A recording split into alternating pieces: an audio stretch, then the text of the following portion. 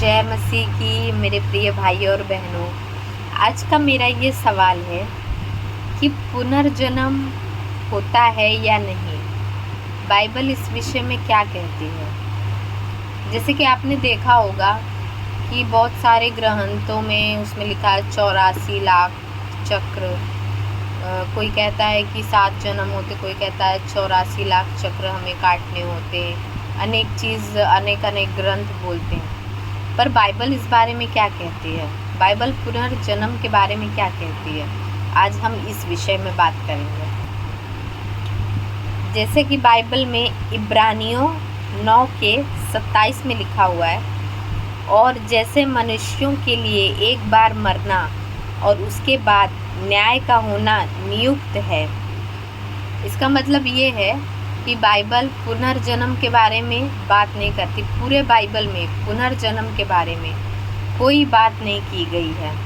जैसे कि आप जानते हैं कि जब एक जन्म का अंधा, बाइबल में है, एक जन्म का अंधा आता है तो लोग पूछते हैं, उनके चेले भी पूछते हैं कि हे प्रभु यीशु, ये जन्म से अंधा क्यों है? क्या इसने कोई पाप किया था या इसके माँ बाप ने कोई पाप किया था?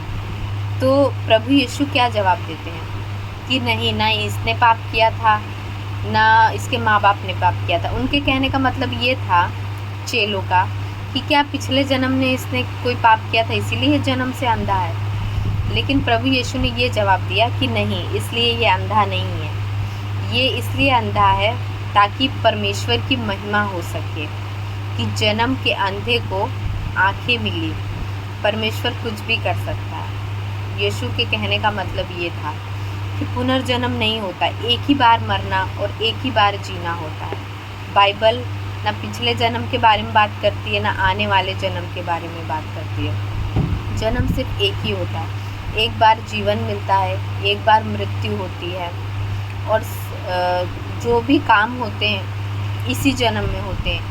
हम जो भी कर्म करते हैं इसी जीवन में करके, इसी जीवन में हमें उसका पछतावा होता है। हम जो भी करते हैं, माफ़ी भी हमें जीते जी हमें माफ़ी मिलती है, मरने के बाद कोई माफ़ी नहीं है। मेरे प्रिय भाइयों और बहनों, बाइबल हमें कहीं पर भी पुनर्जन्म के बारे में नहीं बताती है, और बाइबल एक बहुत ही सच्ची किताब है। जय मसीह की।